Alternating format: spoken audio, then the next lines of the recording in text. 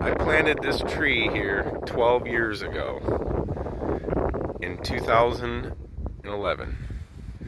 This is a white peach. I had it growing on my patio when I lived in Myrtle Beach a long time ago. And my little doggie passed away.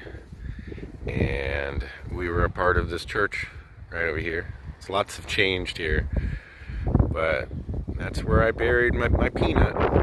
And she got a beautiful peach tree on top of her as a headstone. And it looks like some people around here absolutely love this tree. There's a bug catch here to catch some of the bugs. And it is loaded with fruit. Loaded with fruit.